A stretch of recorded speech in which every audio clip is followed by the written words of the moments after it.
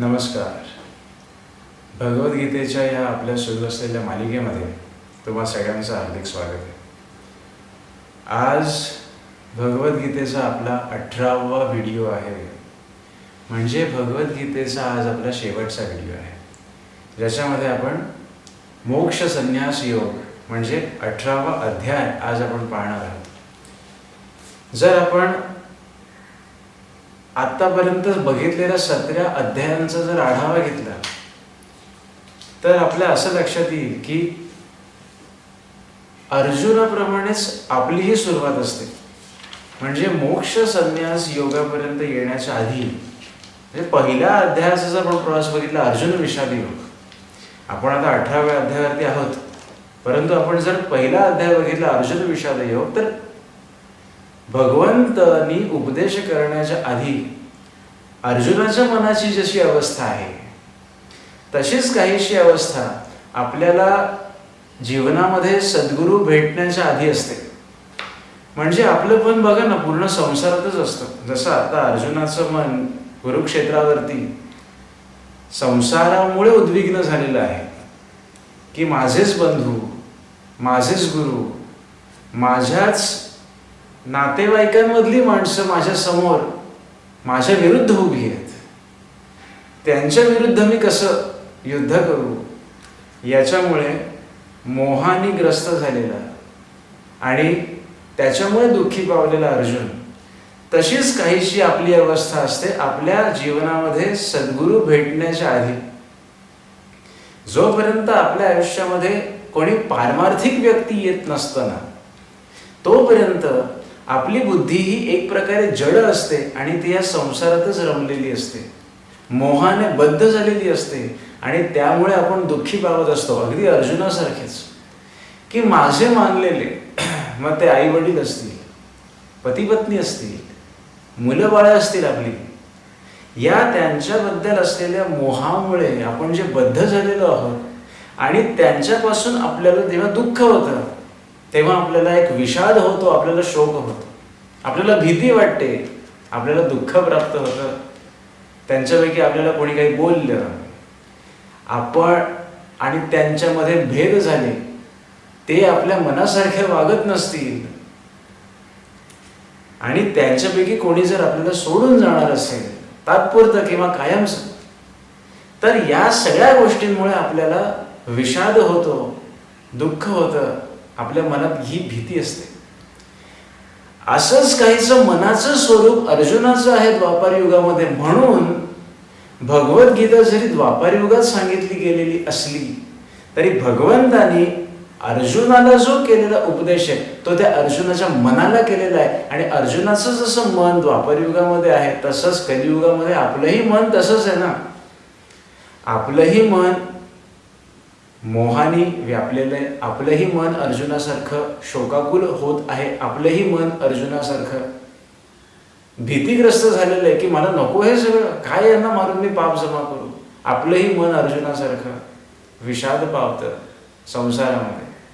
अशा वेळेला अर्जुनाला जसं भगवंतांनी हात धरून मोक्ष मार्गाला नेलेलं आहे तसं आपल्या आयुष्यातही हा योग असावा लागतो की ह्या संसार बंधनाची दुःख कशी तात्पुरती आहेत आणि तू कसा त्याच्यामध्ये अडकलायस हे आपल्याला दाखवून आपले डोळे उघडून आपल्याला मोक्षाच्या मार्गाला नेण्यासाठी कोणीतरी पारमार्थिक व्यक्ती भेटावी लागते.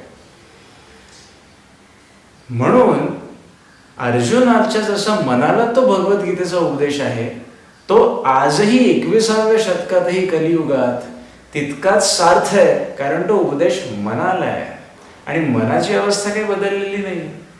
जशी अर्जुनाची द्वापार युगामध्ये जशी अवस्था आहे कुरुक्षेत्रावरती, तशीच आज दिवसा रात्र 24 तास झटताना हे जे कुरुक्षेत्रच आहे आपल्यासाठी, आपली आणि आपली मानलेली माणसं, त्यांच्याबरोबर आपले जे सतत काय म्हणतात त्याला वादविवाद, संवाद, विसंवाद, सुसंवाद होत असतात, त्याच्यातूनही आपल्या मनामध्ये रोज कोणाबद्दल कुठे ना कुठे विषाद उत्पन्न होतच, मोह उत्पन्न होतच, मोहामुळेच ते सगळं होतं. म्हणून आजच्या अध्यायाची सुरुवात करण्याआधी मी पुन्हा एकदा सांगू इच्छितो की भगवद्गीता हा कोणत्या विशिष्ट एखाद्या जातीसाठी केलेला उपदेश नसून हा एकूण मनुष्य जातीसाठी केलेला विश्वोपदेश आहे, ज्याच्यामध्ये भगवंत सांगतात की बाबा तुला काय जगायचं नाहीये आणि तुला कसं जगलं पाहिजे. आणि तो द्वापार युगात केलेला उपदेश आजही तितकाच सार्थ आहे, कारण मन जसं अर्जुनाचं आहे तसंच आज आपलंही असतं.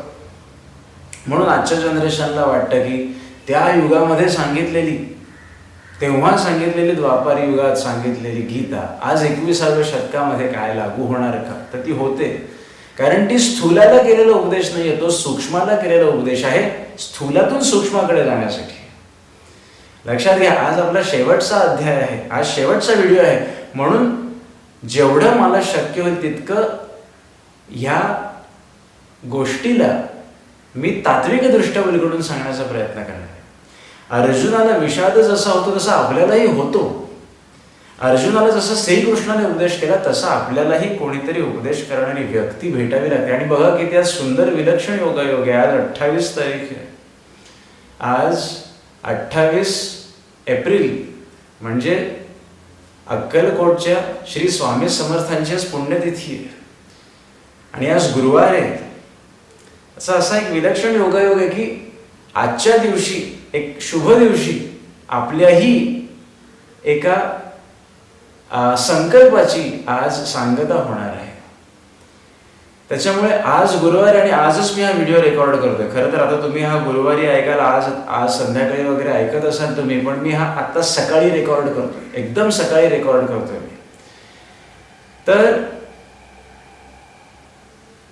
जसे गुरु आपल्या जीवनात आवश्यक असतात त्याचप्रमाणे अर्जुनाने जशी प्रगती केली की नाही श्रीकृष्णाचा बोध ऐकताना, तशी आपणही सद्गुरू लाभल्यानंतर त्यांनी सांगितलेल्या बोधाप्रमाणे आपल्या मनाची प्रगती करायची असते. हेही दुसरं तितकंच महत्वाचं तत्व आहे.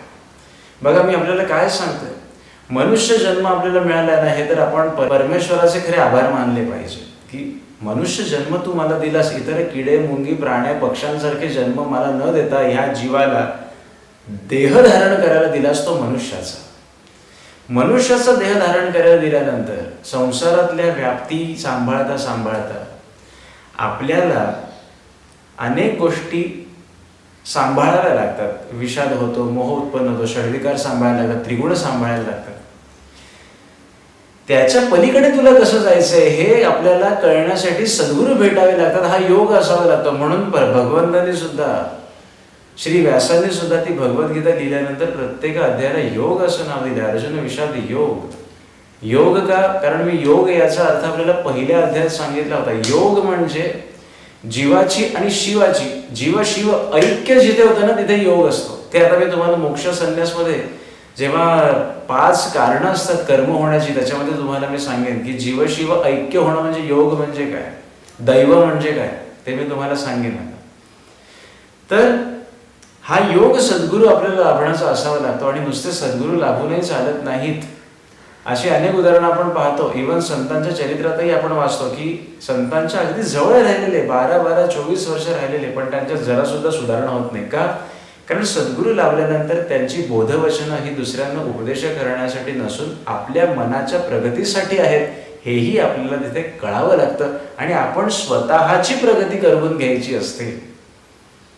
म्हणून अर्जुन विषाद योगापासून जो भगवंत आधी ऐकून घेऊन मग सांख्य योगापासून जो उपदेश करायला सुरुवात करतात, त्याचा कळस, त्याची सांगता, त्याचा शेवट, त्याचं कन्क्ल्युजन आज आपण पाहणार आहोत मोक्ष संन्यास योगामध्ये.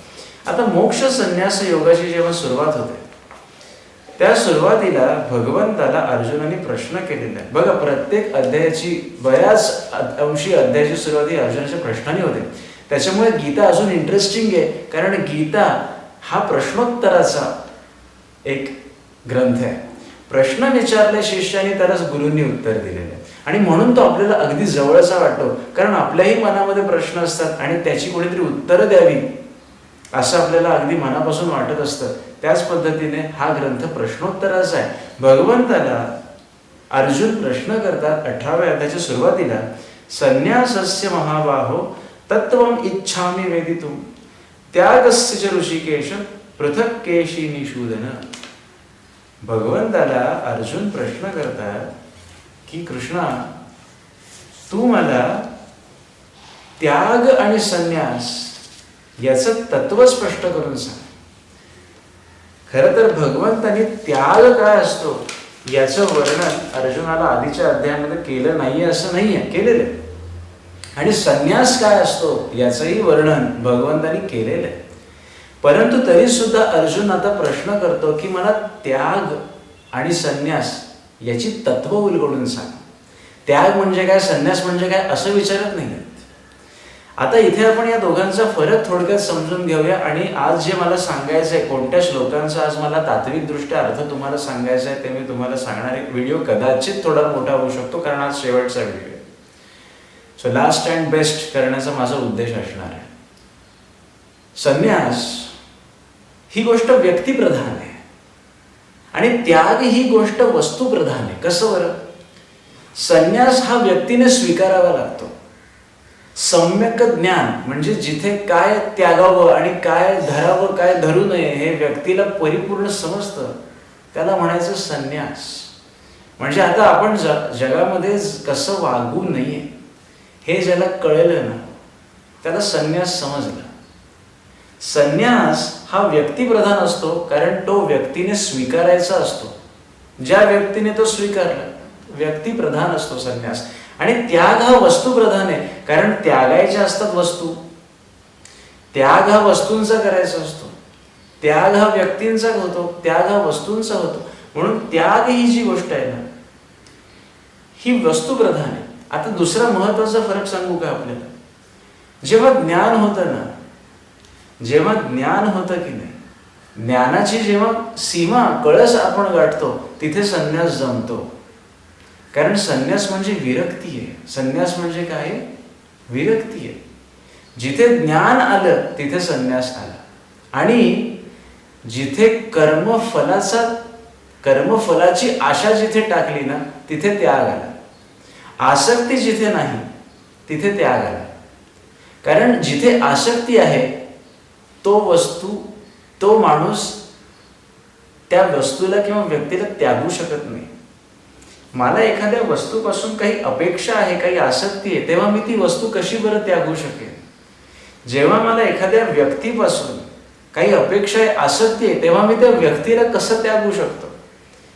परंतु भगवंत आपल्याला अगदी सुरुवातीपासून म्हणजे उपदेश करायला सुरुवात केल्यापासून सांख्य योगापासून आता मोक्ष संन्यास योगापर्यंत हेच सांगतात की जर तुला खरं सुखी व्हायचंय ना, तुला जर का खरं सुखी व्हायचंय तर तुला त्याग जमला पाहिजे. एकदा तुला त्याग जमायला लागला की तुला हळूहळू विरक्ती काय आहे ती समजायला लागेल. विरक्ती समजायला लागली की जे ज्ञान महत्वाचं आहे या जगात, कोणतं बरं ज्ञान या जगात महत्वाचं आहे? सांसारिक ज्ञान नाही, व्यावहारिक ज्ञान नाही, आत्मिक ज्ञान महत्वाचं आहे. ते ज्ञान तुला समजायला लागलं ना की तुला संन्यास साधेल.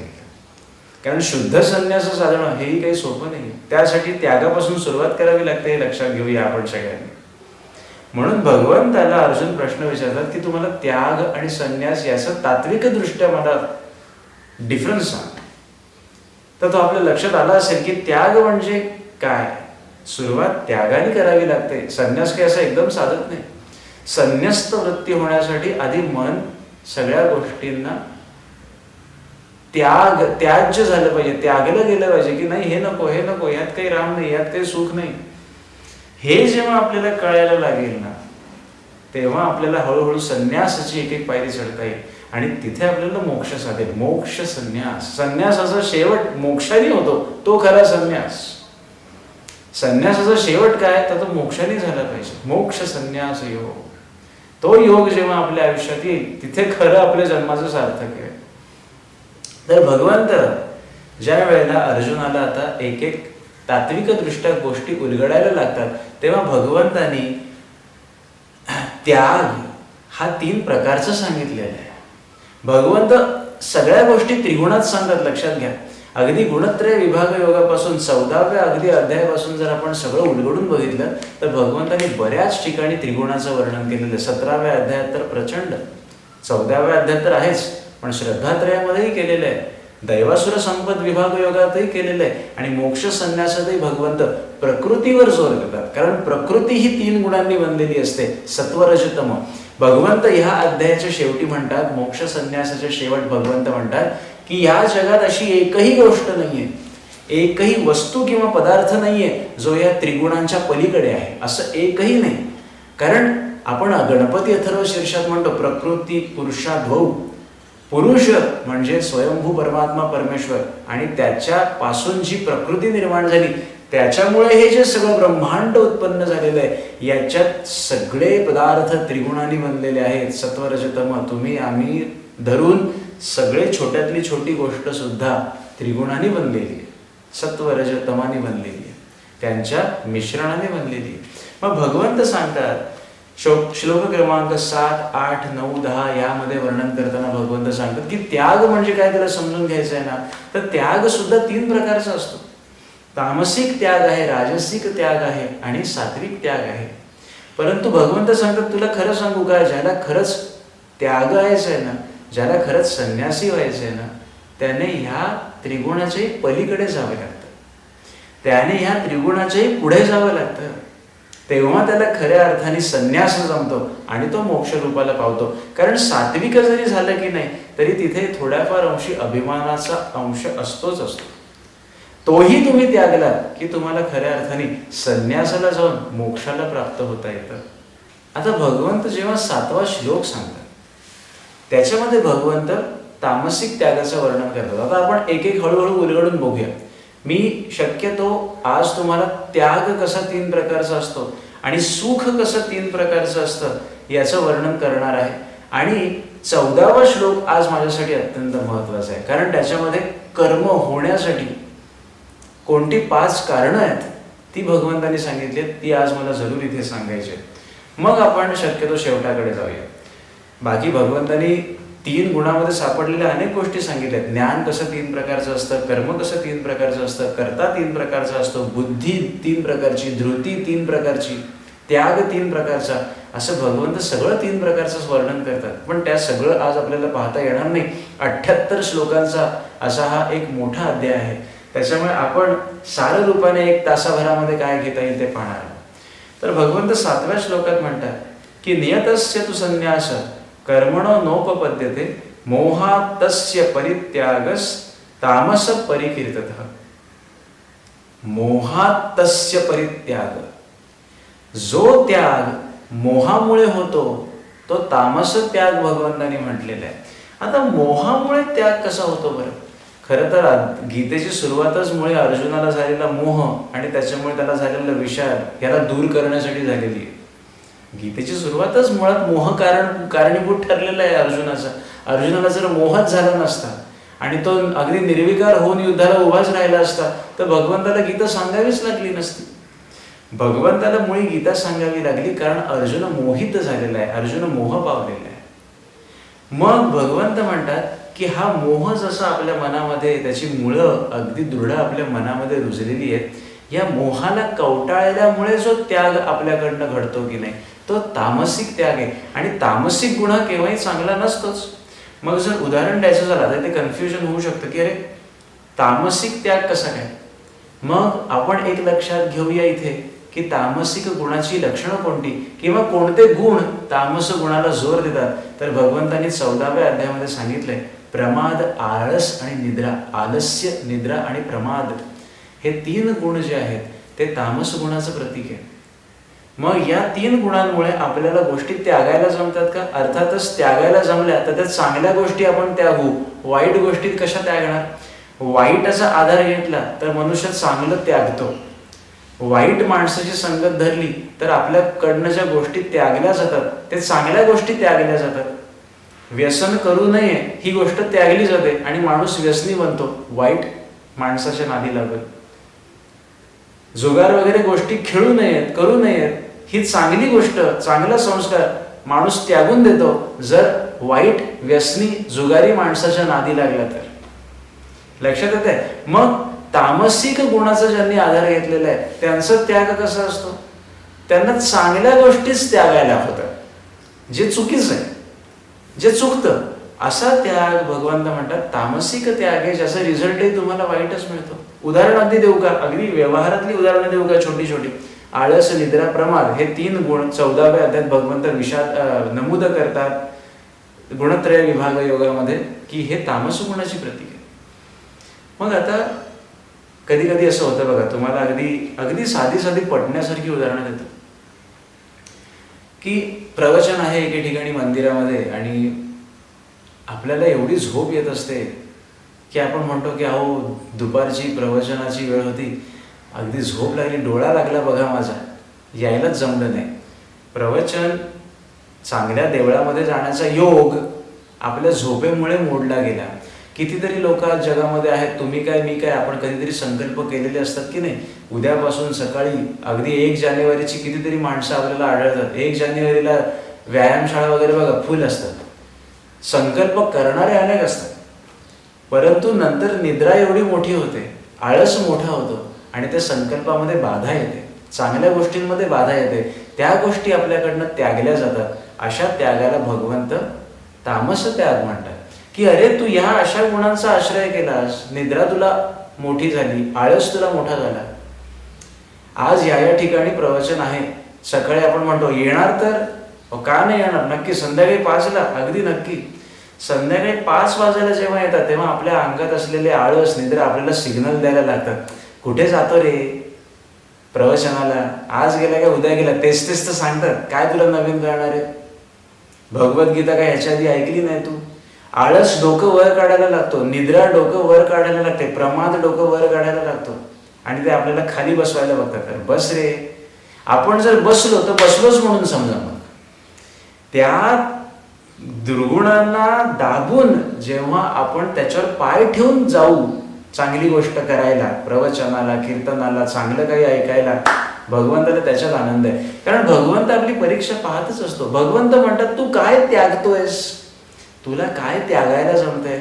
आळसालाच धरून, निद्रेलाच धरून मनात जर असा विचार करशील की हो बरोबरच आहे, ते काय गीतेवरच बोलणार आहेत ना, ते ह्याच्या आधी ऐकलंय की मी बरेचदा, आणि ह्याच्यानंतर पण बरेच प्रवचन होतील, जाऊ दे.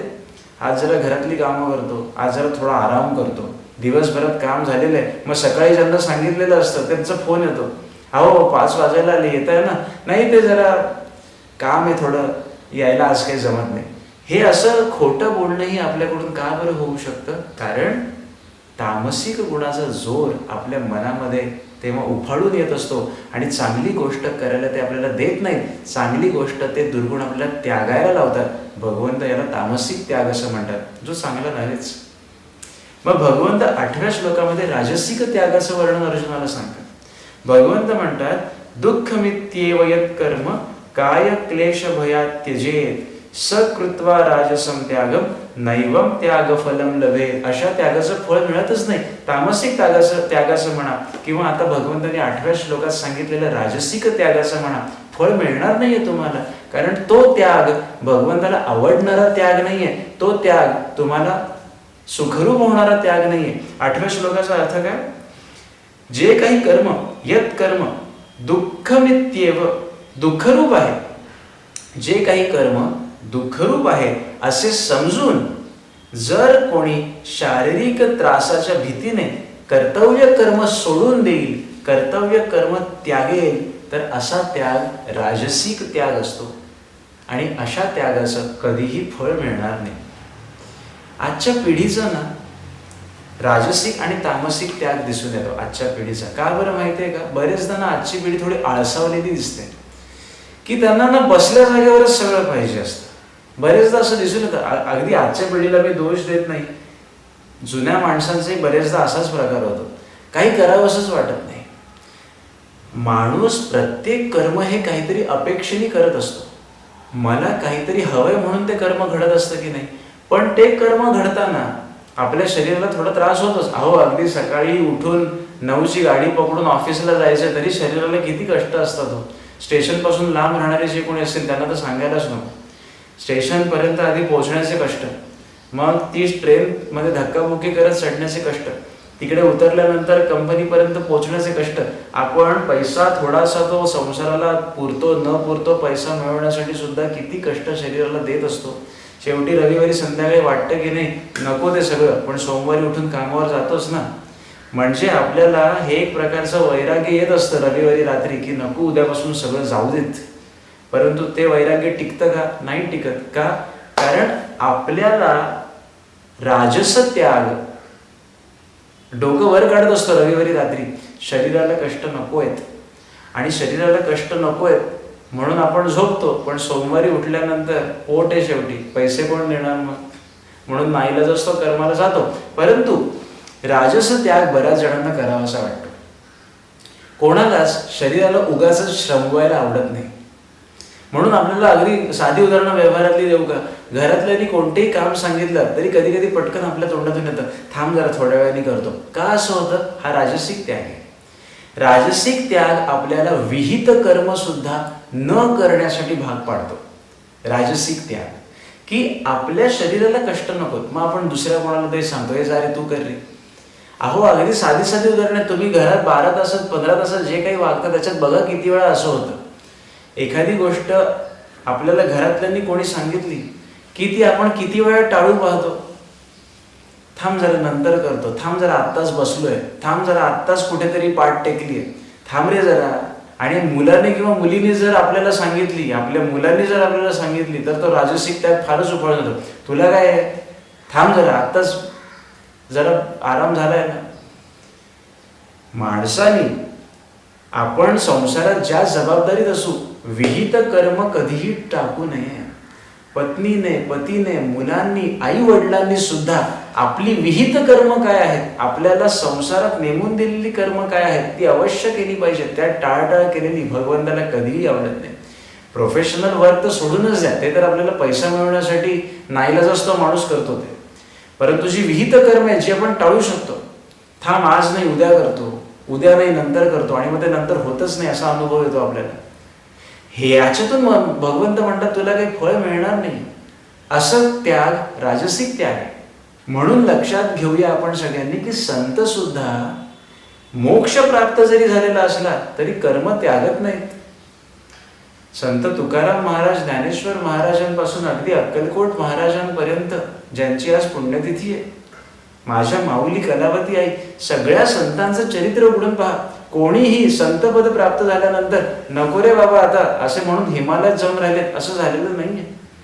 ते संसारातील लोकांमध्येच राहतात आणि हर प्रयत्नाने त्यांना बोध करून भगवंताकडे कसं वळता येईल याचं मार्गदर्शन अगदी देह ठेवेपर्यंत अहोरात्र करत असतात. का? त्यांना काय गरज आहे मला सांगा? त्यांच्या मोक्षप्राप्ती झाली की नाही, पण तरी सुद्धा ग्रंथ लिहितील, लोकांना प्रवचनाद्वारे उपदेश करतील, लोकांमध्ये राहून त्यांचे काय ते त्यांची बोलणी सोसून त्यांना चांगल्या मार्गाला लावतील. हे कर्म का करतात? शरीराला त्रास संत का देतात? त्यांना हवं तर ते एकांतात जाऊन राहू शकतात. त्यांना काय गरज आहे लोकांमध्ये राहून शरीराला त्रास देण्याची? पण ते शरीराला त्रास देतात कारण त्यांना माहिती आहे एक संत म्हणून माझं विहित कर्म काय आहे हे संतांना माहिती असतं. मग जर ते त्यांना जमतं तर ते आपल्याला का जमू नये? त्यांच्या एवढं नाही, पण निदान संसारामध्ये 10% काम माझं आता उरलेलं आहे, ते 10च्या 10% उद्या करू असं म्हणण्यापेक्षा जास्तीत जास्त संपवण्याचा प्रयत्न आपण का करू नये? राजस त्याग, तामसिक त्याग आपल्या लक्षात आला का? हे दोन गुणांमुळे जो आपला त्याग होतो की नाही तो त्याग चांगल्या गोष्टींचा होतो, जो योग्य नाहीये, जो योग्य नाहीये. मग भगवंत म्हणतात की सात्विक त्याग काय असतो? मग सात्विक त्यागाचं वर्णन करताना भगवंत 9व्या श्लोकामध्ये सांगतात, कार्यमित्येव यत्कर्म नियतं क्रियते अर्जुन संगम त्यक्त्वा फलं चैव सत्याग सात्विको मतः. मी तर एक्सप्लेनेशन करण्याची पण गरज नाहीये, अगदी भगवंतांनी स्पष्ट सांगितलंय, संगम त्यक्त्वा फलं च एव. तुला कर्म तर करायचंच आहे बाबा, कर्मापासून तुझी सुटका नाहीच आहे. भगवंत सांख्ययोगापासून सांगत आलेले आहेत. शेवटच्या अध्यायातही भगवंत उजळणी करतात तेव्हा हेच सांगतायत, अर्जुन युद्ध करता येणार नाही असं तू म्हणूच नकोस. ते कर्म तुला क्षत्रिय धर्माला अनुसरून करावंच लागेल. म्हणून भगवंतांनी 4 वर्णांची स्वभावतः कर्म काय आहेत ती सुद्धा अर्जुनाला या अध्यायात सांगितलेली आहे की बाबा तुझा स्वभाव क्षत्रियाचा आहे. युद्ध करत नाही असं तुला म्हणताच येणार नाही. तुला ते कर्म स्वभावतः करणं भागच आहे. कर्म तुला त्यागता येणार नाही. राजस त्याग तुला करता येणार नाही. त्याचं फळ तुला कधीही मिळणार नाही. शरीराला कष्ट नको किंवा मोहाने तुला तामसिक त्यागाचंही तू माझ्या पुढे वार्ता करू नको की देवा मी युद्ध करत नाही. हा तामसिक राजसिक त्याग माझ्या पुढे दाखवू नकोस. सात्विक त्याग भगवंताला अपेक्षित आहे. आणि भगवंत सात्विक त्यागामध्ये वर्णन करताना 9व्या श्लोकात म्हणतात, कर्म तुला टाकता येणार नाही. भगवंत हे सुरुवातीपासून शेवटपर्यंत हेच सांगतात, कर्म कोणत्याही सांसारिक माणसाला टाकता येणार नाही.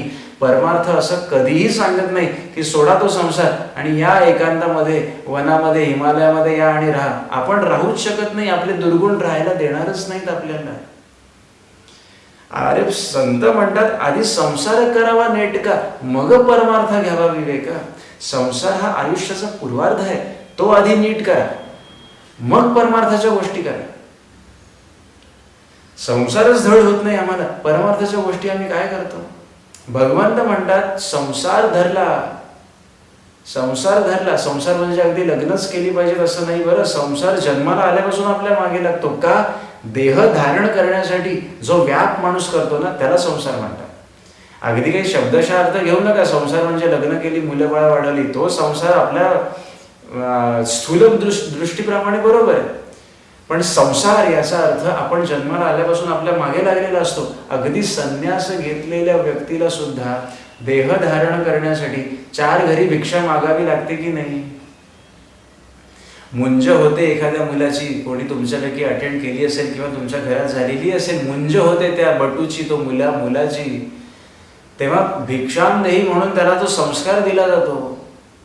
याचा अर्थ आता ब्रह्मचर्य तुझ्या मागे लागलं पण देह धारण करण्यासाठी तुला 4 घरी. पूर्वी अशी चालेल. आता 21व्या शतकामध्ये सगळं बदललंय. पण पूर्वी जेव्हा माणसं गुरुकुलामध्ये ती मुलं ती ब्रह्मचर्याची दीक्षा घेतल्यानंतर गुरुकुलात जाऊन राहायची, तेव्हा देह धारण करण्यासाठी त्यांना ती माधुकरी मागण्यासाठी कष्ट असायचेच. तेव्हा काही बुफे लागायचे नाहीत गुरुकुलामध्ये की या बाबा आता एवढं झालं. आता जेव्हा आता हल्लीचे जसे कॉर्पोरेट मीटिंग्स लागतात, AC मध्ये वातानुकूलित खोलीमध्ये बसायचं, मऊ सीट असतात, समोर कोण काय बोलत असतं, अर्धी वेळ आमची झोपेत जाते. ब्रेक कधी होतोय आणि कधी तो बुफे लागलेला आहे तिकडे पहिले जाऊन ते कॉर्पोरेट मीटिंग्सचं जेवण जेवतोय.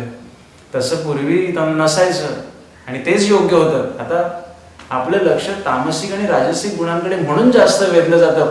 कारण आज 21व्या शतकामध्ये कसे शरीराला जास्तीत जास्त कमी कष्ट होतील ना, इकडे माणसाचं लक्ष असतं. पूर्वी एकदा त्या बटूला दीक्षा दिली की कष्ट आणि कष्टच. की तुझं आता विद्या अध्ययनाचं वय आहे. या विद्या अध्ययनाच्या वयामध्ये तुला त्यागायचं नाहीये काही तर राजसिक आणि तामसिक गुणांना येऊन. तुला सात्विक त्याग करायचे. सात्विक त्याग याचा अर्थ तुला आता लक्ष परिपूर्ण विद्या अध्ययनाकडे द्यायचे, कारण ते तुझं विहित कर्म आहे आत्ता. मग तू गृहस्थाश्रम जेव्हा धारण करशील ब्रह्मचर्य सोडून, तेव्हा तुझं तिथलं विहित कर्म तुला करायचंय, ऋण फेडायचे अंशतः. मग तू संसारातली सगळी जबाबदारी झाल्यानंतर पुढे तुला उत्तरार्ध परमार्थ काय आहे तो साध्य करायचा आहे. ते तुझं विहित कर्म आहे. तुला कोणत्याही फेज मध्ये, बालक आहेस, तरुण आहेस लग्न झालेला, किंवा आता वृद्ध आहेस ज्याच्यात तुझी संसारातली सगळी जबाबदारी संपली आहे, कोणत्याही फेजमध्ये कर्म टाकता येत नाही. जेव्हा कर्म टाकता येत नाही तेव्हा संसार माझ्या वाटणीला संपला असं म्हणता येत नाही. मग भगवंत म्हणतात जर कर्म तुला टाकता येत नाही, कर्म त्यागता येत नाही, मग सात्विक त्याग काय असतो? काय असतो सात्विक त्याग? पूर्ण गीतेचं सार म्हणजे त्या 9व्या श्लोकाची दुसरी ओळ आहे, संगम त्यक्त्वा फलम च एव. तुला त्याग करायचा आहे कर्माच्या आसक्तीचा. तुला त्याग करायचा आहे कर्मानंतर मिळणाऱ्या फळाचा. आणि हे गीतेचं तात्विक दृष्ट्या खरंच आहे. समत्वम योग उच्चते म्हणजे गीता. भगवंतानी प्रत्येक अध्यायामध्ये भगवंतानी अर्जुनाला उपदेश करताना शेवटी तू समत्वावर कसं राहायचं हे सांगितलंय. मग तो सांख्ययोग असू दे, कर्मयोग असू दे, आत्मसंयम योग असू दे, किंवा अगदी आपला भक्तियोगही असू दे. भगवंत अर्जुनाला उपदेश करताना सांगतात की तुझी दृष्टी ही स्थिर असली पाहिजे. लाभा लाभव जया जयव. उठ आणि युद्ध कर, सुख दुःख समे कृत्वा. तुझ्यासाठी सुख दुःख समय, तुला त्याग आसक्तीचा करायचा आहे, तुला त्याग कर्म फलाचा करायचा आहे. ते जर तुला जमलं तर तो सात्विक त्याग आहे, तो सात्विक त्याग आहे.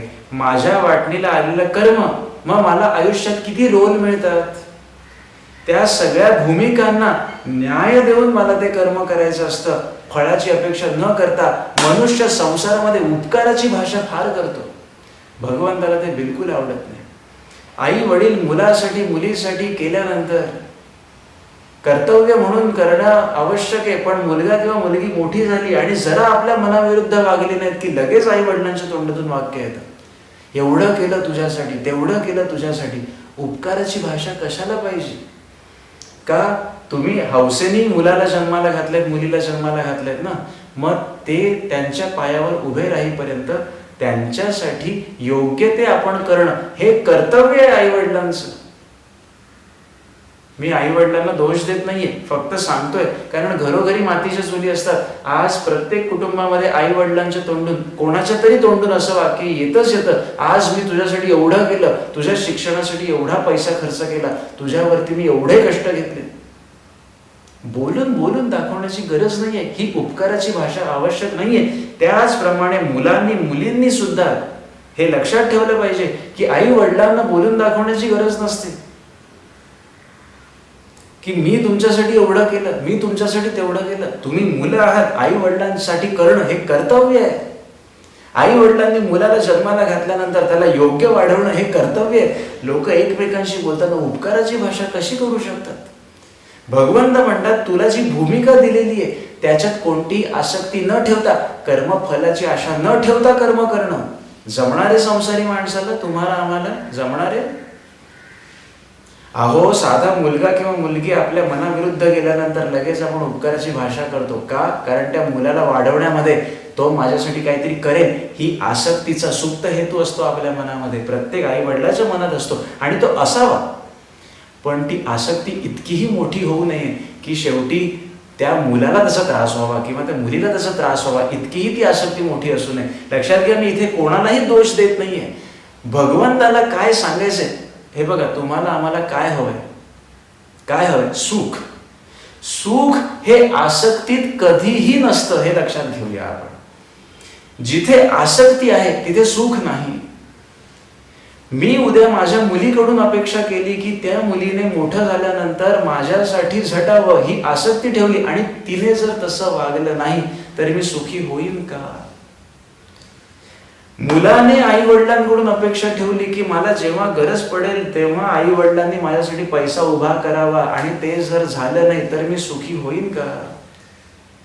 मी माझ्या बायकोकडून अपेक्षा केली की मला हवं तसं तिने वागावं, माझ्या कंट्रोलमध्ये तिने राहावं, ह्या आसक्तीनुसार मी तिच्या बरोबर वागत असेन आणि ती तशी नाही वागली तर मी सुखी राहीन का? काम करताना मी विचार सतत आसक्ती ठेवली की मी इथे काम करतोय, मला प्रमोशन मिळालं पाहिजे, मला प्रमोशन मिळालं पाहिजे, या आसक्तीवर मी रोज जात असेन तर मी रोज कामावर गेल्यानंतर प्रसन्न मुद्रेने कामाला सुरुवात करू शकेन का?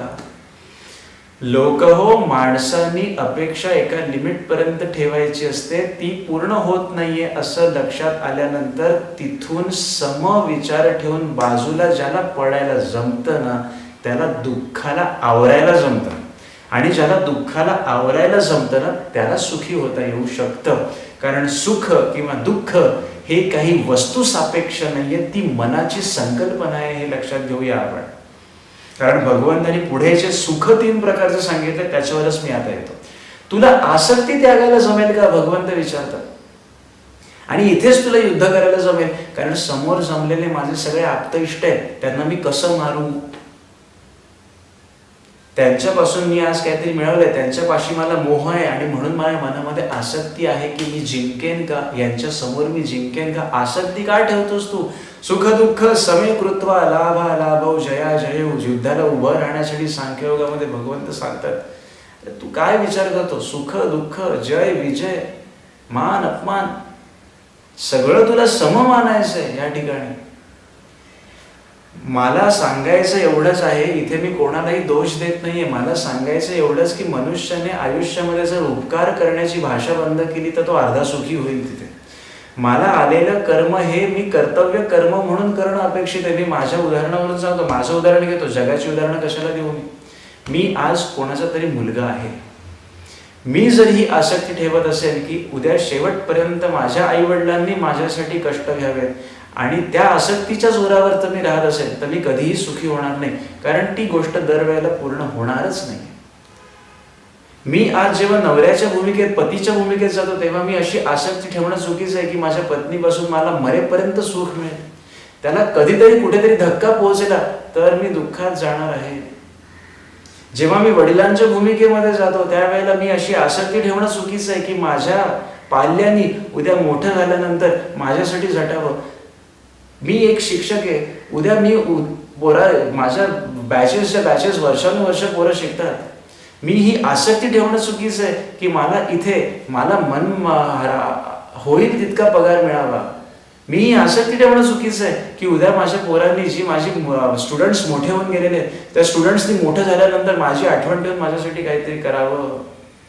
ही आसक्ती जेव्हा घर करून असते ना प्रत्येक गोष्टीबाबत मनामध्ये, तेव्हा मनुष्य सुखी कधीही नसतो. आणि त्यावेळेला मनुष्य प्रत्येक वेळेला उपकाराची भाषा करतो. अगदी शिक्षकही जरी असेल तरी एखादा स्टुडंट जरी बाजूने गेला, विसरला, तो त्याच्या मनात नसेल, विसरला तरी एखाद्या शिक्षकाच्या तोंडून जर असं येत असेल, काय रे एवढा माझ्याकडून शिकलास आणि आता बाजूने जाताना बघितलंच सुद्धा नाहीस, ही खुमखुमी जर मनात बोलण्याची माझ्या राहिली ना, काही अर्थ नाही तिथे, म्हणजे मी आसक्ती ठेवली. एकदा तो विद्यार्थी पास होऊन गेला की कृष्णार्पणमस्तु, त्याचा माझा संबंध व्यावहारिक दृष्ट्या संपलेला आहे, तात्विक दृष्ट्या संपलेला आहे. मग उद्या त्याने माझ्या येऊन पाया पडलं पाहिजे, ही आसक्ती मी का ठेवावी तिथे? आपल्या लक्षात येत आहे का? मी असं म्हणत नाहीये की मग विद्यार्थ्यांनी तसं सोडून द्यावं किंवा शिक्षकांनी अशी अपेक्षा धरू नये. मी लक्षात हे घ्यायला सांगतोय की आपण आसक्ती कुठपर्यंत ठेवावी. आसक्ती शून्य तर करायला जमणार नाही. आसक्ती शून्य करायला जमली तर मग आपल्याकडे संतांच्या मध्ये फरकच उरत नाही. मग तर आपण मोक्षालाच जाऊ डायरेक्ट. आसक्ती शून्य करायला जमणार नाही संसारी माणसाला, पण ती कुठे थांबवावी हे कळेल ना. हे कळेल जेव्हा आपल्याला, तेव्हा आपल्याला सुखाचा मार्ग कळायला लागेल. भगवंत जेव्हा सुख 3 प्रकारचे आहे असं सांगतात, त्यावेळेला भगवंत 37, 38 आणि 39व्या श्लोकामध्ये सुखाचे कसे 3 प्रकार आहे ते सांगतात. भगवंत सुखाचे 3 प्रकार सांगताना 37व्या श्लोकात म्हणतात की यतदग्रे विषम इव परिणामे अमृतोपमम. अगदी सोपं सांगितलं. सात्विक सुख कसं असतं बाबा? सात्विक सुख सुरुवातीला विषासारखं वाटतं, पण ते परिणाम करतं अमृतासारखं. अमृत कसं, तसं ते परिणामासारखं, तसं ते परिणामकारक फळ देतं. याला म्हणायचं सात्विक सुख. 37वा श्लोक. अर्थ काय बरं याचा? सात्विक सुख ते असतं जे सुरुवातीला विषासारखं वाटतं. का? कारण सात्विक सुख म्हणजे आत्मसुख. सात्विक सुख म्हणजे पारमार्थिक सुख आहे. सात्विक सुखात कुठेही सांसारिक सुख नाहीये. संसारातलं सुख म्हणजे सात्विक सुख नव्हे. कारण संसारातलं सुख आता आहे तर ते उद्या दुःखरूप झालेलं असतं, गढूळ झालेलं असतं. क्षणात बदलणारं ते सुख सात्विक कसं असेल? सात्विक हे चिरकाल टिकणारं सुख आहे. भगवंत म्हणतात आरंभी विषासारखं वाटतं, पण नंतर अमृत जसं काही तसे परिणाम देतं, त्या सुखाला सात्विक सुख म्हणतात. ते म्हणजे पारमार्थिक सुख. कसं बरं? कारण सुरुवातीला परमार्थ कोणालाही झेपत नाही. मला सांगा, अगदी जेव्हा मी माझे व्हिडिओज, अगदी अर्जुन विषाद योगापासून सुरू झालेले व्हिडिओज मी बघतो, किती व्ह्यूज असतात? 100, 200, 300 व्ह्यूज असतात फार फार. अगदी 4 महिने कार्यक्रम चालले. का? कारण चांगली गोष्ट युट्यूबवर येऊन ऐकावी असं किती जणांना वाटतं. तुम्ही ऐकत आहात हे तुमचं पुण्य आहे मी म्हणेन. कारण हे असं ऐकावंसं वाटणं ह्यासाठी पण योग असावा लागतो. आज मी जर माझ्या 100 मुलांना सांगितलं, मी एक शिक्षक आहे सामान्य, मी माझ्या 100 विद्यार्थ्यांना सांगून ठेवलं की असे व्हिडिओज आहेत माझे युट्यूबवरती, तुम्ही तुमच्या चांगल्या भवितव्यासाठी ऐका, किती जण ऐकतील? का? कारण ही गोष्ट कठीण वाटते, कारण त्याच्यातनं सुरुवातीला काही मिळत नाही ना. एखादा पिक्चर लागलाय, काय आता इतके मूवीज येऊन जातात, काय त्यांची नावं घ्यावी तेवढी थोडी. एवढे पिक्चर येऊन जातात, पटकन 3 तास त्या मूवीचं तिकीट काढावं असं वाटतं, कारण तिथे मनाला आरंभित सुख मिळतं. अरे पिक्चर 3 तास सुख मिळालं, पण परिणाम काय झाला त्याचा? पुढे काही प्राप्त झालं का? 3 तास मूवी बघून आलो, पुढे 3 दिवस आपण त्या कल्पनेतच असतो की आपण पण तसे असू, आपण पण त्या पद्धतीने करू. आपल्या मनात पण स्वप्न रंगायला लागतात. 3 दिवस आयुष्याचे फुकट गेले पिक्चरमुळे. पैसे फुकट गेले असं मी का म्हणतो माहितीये का? ठीक आहे, तुम्ही त्यातून काही मिळवलं का? काही घेण्यासारखं असेल तर ठीक आहे. हाणामारीचे पिक्चर बघून त्यातून आपल्याला काही मिळतं का? एक हिरो 10 जणांना एका बुक्कीत मारतो, हे प्रॅक्टिकल लाईफमध्ये अशक्य गोष्ट आहे. ते बघून आल्यानंतर आपणही पुढचे 3-4 दिवस तसे स्वप्न रंगवतो. मग ते पैसे सार्थकी लागले असं होतं असं मला वाटत नाही. खरंच मला असं वाटत नाही. म्हणून भगवंत 38 आणि 39व्या श्लोकामध्ये वर्णन करतात राजसिक आणि तामसिक सुखाचं. मग मी तुम्हाला सात्विक सुखाचं परत एकदा उदाहरण देतो. राजसिक सुखाबद्दल भगवंत सांगतात की जे सुख इंद्रिय आणि विषयांच्या संयोगाने उत्पन्न होतं आणि सुरुवातीला अमृताप्रमाणे गोड वाटतं, पण त्याचा परिणाम विषासारखे असतात ना, त्याला राजसिक सुख असं म्हणतात. आणि तामसिक सुखामध्ये म्हणतात जे सुख आत्म्याला मोह पाडणारं असतं आणि झोप, आळस, प्रमादातून उत्पन्न झालेलं असतं, ते तामसिक सुख आहे. आता मी तुम्हाला तिघांचा फरक सांगतो. पहिली गोष्ट तर सकाळीच 5-5:30ला उठणं किती जणांना जमतं? रोज, एकदा दोनदा नाही. काही जण नेम करणारे असतात, मला त्यांच्याबद्दल फार आदर आणि कौतुक आहे. सकाळी लवकर उठून, अगदी ते पण थंडीच्या दिवसांमध्ये तर पांघरूण सोडवतच नाही आपल्याला. थंडीच्या दिवसांमध्ये सुद्धा, पावसाळ्याच्या दिवसांमध्ये सुद्धा आपल्याला झोपेला कडी करून बाजूला करणं, आळसाला बाजूला करणं आणि नित्य नेमाने आपण जो काही पारमार्थिक नेम चालवत असू तो करणं, हे किती अवघड आहे.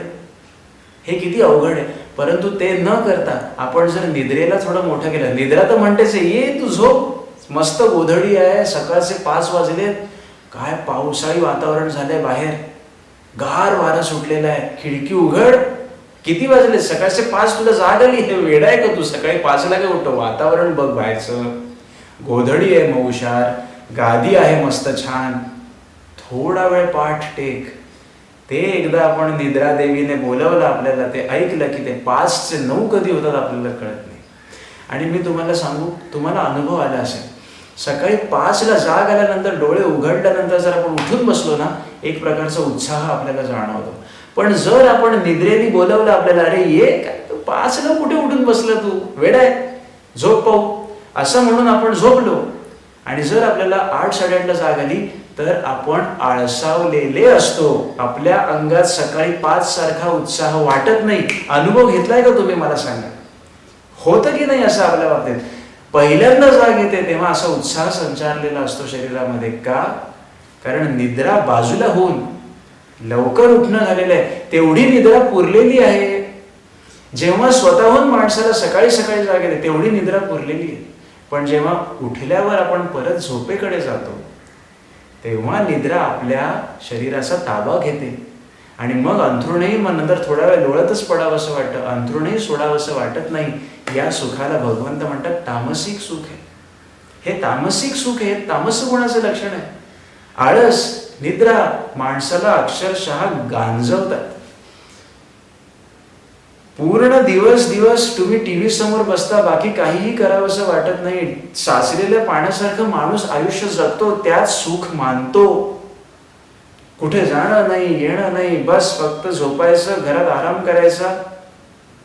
कोणत्याही वयातली माणसं असू देत, असं वागणं तामस सुख आहे. आणि त्याचं तुम्हाला सुख वाटत असेल तर हे तुमचं दुर्भाग्य. कारण आपल्याला या जन्मामध्ये आल्यानंतर यापेक्षा वेगळं काहीतरी केलं पाहिजे हे जर सुचतच नसेल बुद्धीला. मी माझ्या ओळखीमध्ये रिटायर्ड झालेले एका काकांचं पाहिलेलं आहे. रिटायर्ड झाले, 60 वर्ष नोकरी केली, पण नोकरी संपली. रिटायर्ड झाल्यानंतर आयुष्य संपेपर्यंत त्या व्यक्तीने पूर्ण आयुष्य घरात बसून घालवलं. कधीही त्यांना कुठे जावंसं वाटलं नाही, कुठे चांगल्या ठिकाणी काही करावंसं वाटलं नाही, दानधर्म काही करावासा वाटला नाही. उत्तम पैसा कमवला आयुष्यामध्ये, पण सकाळी उठल्यानंतर रात्री झोपेपर्यंत घरात आणि घरात देवाचं नाव घेणं वाटलं नाही. कधी कुठे जावंसं वाटलं नाही चांगल्या ठिकाणी, काही चांगलं करावंसं वाटलं नाही. टीव्ही बघायचा, खायचं प्यायचं आणि काय करायचं दिवसभर. असं कोणाचे फोन आले, काय आता रिटायर्ड झालं होतं, काय दिवसभर घरात बसून. तुमच्या बुद्धीला जर ही चालनाच मिळत नसेल की अरे 60 वर्ष संसाराची सेवा केली, 60 वर्ष संसारात घालवली, आता उरलेलं आयुष्य काहीतरी चांगल्या गोष्टीची सेवा करण्यात घालूया. भगवंतानी आता वेळच वेळ दिलेला आहे. मग हा वेळ सत्कारणी का लावू नये. इतकंही जर सुचत नसेल आणि आहे त्या घरात बसण्यातच जर सुख मानत असेल माणूस, हे तामस सुख आहे. सुख वाटतं तुम्हाला, पण हे तामसिक आहे, याच्यातून काही मिळणार नाही. राजसिक सुख म्हणजे विषय इंद्रिय यांचा संयोग होतो आणि चटकन सुख प्राप्त झालंय असं वाटतं, ते राजसिक सुख आहे. इंद्रियांना पटकन सुखावणार. सिगरेटचा झुरका मारतात, पटकन इंद्रिय सुखावतात, आणि मग नंतर गुलाम बनतात. दारू सिगरेटची व्यसनं काय मी बघतोय, काय मला जास्त लांब जायची गरज नाही. माझ्याच मित्रमंडळींमध्ये पाहतो मी. दुर्दैवाने इंजिनिअरिंग कॉलेजला असताना, MBAच्या कॉलेजला असताना अशा काही लोकांच्या ओळखी होतात. नंतर त्यांच्यापासून 2 हात लांबच झालो मी, पण पाहतो ना त्यांना. आज सोशल मीडिया एवढी ऍक्टिव्ह आहे, फेसबुकवरती वगैरे, इंस्टाग्रामवरती वगैरे ती माणसं दिसतात मला, असतात. मी काही अगदी सोशल मीडियापासून दुरावलेला आहे असं नाही बरं. त्या गोष्टींवरती आपल्याला चांगल्या चांगल्या छान छान गोष्टी, आज इतकी मोठी मोठी माणसं, थोर फिलॉसॉफर्स आज असतात, त्यांचे काही छान छान व्हिडिओज बघायला मिळतात. अवश्य मी ते पाहतो, कधी कधी मी त्या माझ्या व्हिडिओमध्येही त्यांचे दाखले देत असतो. पण असे मित्रही माझे आज या जगामध्ये आहेत. सिगरेटचे झुरक्या लगेच बाजूच्याला सांगणार, अरे मार्के देख, अरे काय मार्के देख. ते एकदा ते 2 बोटांमध्ये पकडलेली ती काय त्याला म्हणतात, धूम्रपट्टिका, ती सिगरेट, तो झुरका घेतल्या घेतल्या विषय आणि इंद्रियाचा संयोग झाल्या सुख वाटतं, काय रिलॅक्स वाटतंय. पण परिणामी जे विषासारखं होतं की नाही, मग डॉक्टरच्या फेऱ्या सुरू होतात. लिव्हर झाली खराब, पोट झालं खराब, आता सोडा. पण सोडायला जमत नाही का? कारण व्यसन म्हणतात, बाबा तू एकदा आला की मागे फिरता येत नाही तुला. मागे फिरणं फार कष्टाचं काम आहे. परिणामी विषासारखं होऊन जातं मग ते, की आता सोडा म्हटलं तरी सोडवत नाही. शरीराची चाळण झाली पण व्यसन सोडवत नाही. आरंभी काय कर्म हौसेने करतो ना, आरंभी अमृतासारखं वाटतं. त्या लोकांना सांगून पहा, सुरुवातीला जेव्हा जे करत असतात, एकदम धट्टे कट्टे असतात आणि व्यसन करत असतात, त्यांना सुरुवातीला सांगून बघा, सोड. ते तुम्हाला उपदेशाच्या 10 गोष्टी सांगतील की हे कसं चांगलं आहे. पण जेव्हा परिणाम दिसायला लागतात की नाही, परिणाम दिसायला लागतात, मग पाण्यासारखा पैसा जेव्हा जायला लागतो ना दवाखान्यात, राजस सुख परिणामी विषासारखं होतं. मग भगवंत म्हणतात सात्विक सुख कसं आहे, सुरुवातीला विषासारखं वाटेल तुला, कारण त्याच्यात सुरुवातीला काही मिळतंय असं वाटतच नाही. ध्यान लावून बसा, सुरुवातीला काही मिळतं का आपल्याला? जड व्हायला लागतं, खाज येते, पाठ दुखायला लागते, डोकं दुखायला लागतं, डोळे उघडतात लगेच. 10 मिनिटं कसली 2 मिनिटं जमत नाही आम्हाला. सुरुवातीला विषासारखं वाटतं. चला प्रवचनाला म्हणून कोणी घेऊन गेलं, तिकडे बसल्यानंतर पाय मांडीत पायात दुखायला लागले, मुंग्या आल्या, जरा येऊ का जाऊन, फेरी मारून येत होते. प्रवचनकार करतात प्रवचन. सुरुवातीला विषासारखं वाटतं. देवस्थानाला जायचंय, चला पायी जायचंय, पायी वारी, धन्यवाद, माझा इथूनच पांडुरंगाला नमस्कार, पायी कोण जाईल एवढं. सुरुवातीला विषासारखं वाटतं, पण ते करत राहिलं की परिणामी मनाला कळायला लागतं की अरेच्छा, हे सुरुवातीला काही मला गोड वाटलं नाही, पण आता इतकं गोड वाटतंय की ह्या सगळ्या पुढे त्या मराठी मालिका, TV सिरियल्स, या सगळ्या पुढे ते पिकनिकचे छंद, मूवी थिएटर्स, पिक्चरला जाणं, या सगळ्यांपुढे नुसतं घरात बसून काही न करणं हे तुच्छ वाटायला लागलेलं आहे. पण हे कधी वाटेल? सुरुवातीला नाही वाटणार. सुरुवातीला विषासारखाच वाटतो परमार्थ, कारण त्याच्यात सुरुवातीला रिझल्ट मिळत नाहीत. अहो सिगरेटचा एक झुरका मारला की रिझल्ट मिळतो, शांत, पण परिणाम विषच आहे ते, राजसिक आणि तामसिक. पाठ टेक म्हणून निद्रेने बोलवलं की आपण 5 मिनिटं, तो अलार्म नुसते बंद 5-5 मिनिटाचे वाजत असतात. बाजूचे हैराण होतात, पण झोपलेला ढाराढोर त्याला जाग येत नाही, ते अलार्म वाजले तरी. का? कारण सुरुवातीला सुख मिळतं, इन्स्टंट सुख, तामसिक सुख आणि राजसिक सुख, पण परिणाम त्याची फळं अत्यंत वाईट. आणि भगवंत म्हणतात सात्विक सुख तुला कधी जमेल? सात्विक सुख तुला तेव्हा जमेल जेव्हा परिणामी ते अमृतासारखे, सुरुवातीला विषासारखं वाटलं तरी मागे न हटता तू हळूहळू हळूहळू मार्ग आक्रमण करशील. परिणाम तुला ते अमृतासारखं गोड देणार आहे, कारण तेच खरं ह्या जीवनाचं सार आहे. शेवटचा अध्याय, आपला शेवटचा व्हिडिओ बोलता बोलता तासाभराचा वेळ झालेला आहे. आता मी शेवटाकडे येतो. फक्त 14वा श्लोक मला आपल्याला सांगायचा आहे. 14वा श्लोक मला अगदी प्रॅक्टिकलरित्या आपल्याला सांगायचा आहे. मला 14व्या श्लोकामध्ये भगवंत म्हणतात की कर्म होण्यासाठी कोणती 5 कारणं आहेत, आणि ही 5 कारणं, या 5 कारणांपैकी भगवंतांनी 4 कारणं मनुष्याकडे दिलेली आहेत, 1 कारण स्वतःकडे ठेवलेलं आहे. माणसाचा प्रॉब्लेम असा आहे की माणूस त्या 4 कारणांनीच कार्यसिद्धीस जाईल असं बघतो, 5वं कारण तुच्छ मानतो आणि तिथेच माणसाची फसगत होते. हे मी तुम्हाला उदाहरण देऊन एक 10 मिनिटांमध्ये 14व्या श्लोकाचं सांगणार आहे. कारण हा जो 14व्या श्लोकाचा बोध आहे हा सगळ्यांना अगदी प्रॅक्टिकल दृष्ट्या पटणार आहे. बघा, 14वा श्लोक भगवंत म्हणतात, अधिष्ठानम तथा कर्ता करणम च पृथक विधम विविधाश्च पृथक चेष्टा दैवम चैवात्र पंचमम. भगवंत म्हणतात 14व्या श्लोकात, कर्मसिद्धीस जाण्यासाठी 5 गोष्टी लागतात. पहिलं असतं अधिष्ठान. अधिष्ठान म्हणजे आपला देह. काहीतरी अधिष्ठान असावं लागतं आधी कर्म सुरू होण्यासाठी. देहच नसेल तर कर्म कसं होईल? माझ्या आतमध्ये जो आत्मा आहे, जो जीवात्मा आहे, त्याला एखादी गोष्ट करावीशी वाटली तर ती देहानी होईल ना. ही गोष्ट इकडनं तिकडे ठेवली पाहिजे, हा व्हिडिओ बनवला पाहिजे, तर देह आवश्यक आहे, अधिष्ठान पाहिजे. देहच नसेल तर ही मालिका कशी संपन्न झाली असती? अधिष्ठान पाहिजे. कोणत्याही कर्माला सुरुवात करण्यासाठी अधिष्ठान पाहिजे. म्हणून तर समर्थ म्हणतात, सामर्थ्य आहे चळवळीचे, जो जे करील दयाचे, परंतु त्याचे भगवंताचे अधिष्ठान पाहिजे. कोणत्याही कर्माला सुरुवात करण्याआधी, कार्याला सुरुवात करण्याआधी भगवंताचं स्मरण करा, हा त्यातला सुप्त उपदेश आहे, गुप्त उपदेश आहे. अधिष्ठान याचा अर्थ इथे लक्षात घ्यायचंय, कर्म करण्यासाठी देह आवश्यक आहे. कर्म करण्यासाठी देह आवश्यक आहे, ते अधिष्ठान. मग कर्ता. कर्ता म्हणजे ज्ञान. आता लक्षात घ्या, तुम्हाला अगदी एक साधं उदाहरण देतो. आधी सांगतो तुम्हाला, अधिष्ठान म्हणजे देह, कर्ता म्हणजे ते कर्म करण्यासाठी लागणारं ज्ञान, तिथे कर्ता उत्पन्न होतो. मग लागतात करणम. करणम म्हणजे उपकरण, ते कर्म साध्य होण्यासाठी उपकरणं लागतात. आणि चौथं जे लागतं ते लागतं पृथक चेष्टा. पृथक चेष्टा म्हणजे प्रयत्न. या 4 गोष्टी भगवंतांनी मनुष्याच्या हातातच दिलेल्या. देह, मनुष्याचा देह दिला, कर्ता ज्ञान योग्य दिलं, उपकरण दिली आणि प्रयत्नही दिलेले आहेत. पण 5वं आहे दैव. दैव ज्याला नशीब म्हणा किंवा ज्याला योग म्हणा, काहीही म्हणा, इथे मी तुम्हाला सांगणार आहे जीवशिव ऐक्य म्हणजे काय असतं. लक्षात घ्या, 4 गोष्टी जरी मनुष्याने आपल्या हातात धरल्या आणि 100% जोर लावला तरी 5वी गोष्ट जर अनुकूल नसेल तर कार्य सिद्धीस जाणार नाही.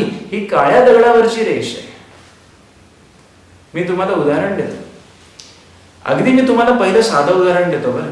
मोबाईल फोन आहे, म्हणजे अगदी साधातल्या साधं पटण्यासारखं उदाहरण घ्या. मोबाईल फोन आहे, तो बिघडला. मोबाईल फोन जर बिघडला तर तो दुरुस्त करण्यासाठी हा देह तिथे लागेल. काहीतरी करायचं ना, हात पाहिजेत ना, काहीतरी पाहिजे, डोळे पाहिजे, देह पाहिजे, अधिष्ठान. किंवा मोबाईल फोन आणि माझा देह, ह्या 2 गोष्टी तिथे समोरासमोर हव्यात. करता, मला ज्ञान पाहिजे की तो मोबाईल कसा दुरुस्त करायचा आहे, नाहीतर मी तो उघडून बसेल आणि तो फेकून द्यायची वेळ येईल. ज्ञान पाहिजे की काय चुकलं असेल, काय प्रॉब्लेम असेल. तिसरी गोष्ट उपकरणं पाहिजेत. नुसतं ज्ञान असून गरजेचं नाहीये, त्याला उघडण्यासाठी त्याच्यात काय सॉल्डरिंग वगैरे करायचं आहे का, कोणता नट किंवा हे फिट करायचं आहे का, त्यासाठी उपकरणं पाहिजेत. स्क्रू ड्रायव्हर पाहिजे, बाकीच्या गोष्टी पाहिजेत. आणि नुसतं सगळं बाजूला घेऊन मी बसलो, बिघडलेला मोबाईल, सगळी उपकरणं, माझं ज्ञान आणि मी नुसताच बसलो आणि म्हणू दे उद्या करू असं म्हणून जर मी बोललो तर तिथे प्रयत्न कुठे? प्रयत्न पण पाहिजेत. उपकरणं घेऊन मला असलेल्या ज्ञानाने, या शरीराने तो मोबाईल मी उघडला तर 4 गोष्टी तिथे साध्य झाल्या. माझा देहाने काम करणं, ज्ञान लावणं, उपकरणं वापरून प्रयत्न करणं. पण तो जर मोबाईल तरी सुद्धा दुरुस्त नाही झाला, माझं 100% मी सगळं लावलं तरी पण तो दुरुस्त नाही झाला, तर शेवटी आपण काय म्हणतो, जाऊ दे, काय त्याचं होणार नाही, दुसरा घेऊया. अगदी साधं प्रॅक्टिकल उदाहरण आपल्याला पटलं का? दैव शेवटचं आहे. आपण सगळं करून थकलो की म्हणतो जाऊ दे. हे जेव्हा म्हणतो ना, तिथे दैव ऍक्सेप्ट करतो, आपण मान्य करतो की जाऊ दे, देवाची इच्छा नाही, जाऊ दे, माझ्या नशिबातच नाही, जाऊ दे, हे काही व्हायचं नाही. हे जाऊ दे जेव्हा येतं ना आपलं, ते दैव, तो योग, तो नसतो आपल्या आयुष्यात. अहो, अगदी साधी साधी उदाहरणं घ्या ना तुम्ही, तुमच्या आयुष्यात तुम्ही अभ्यास करून पहा. आपण शरीराने ठरवतो, ज्ञान मिळवतो.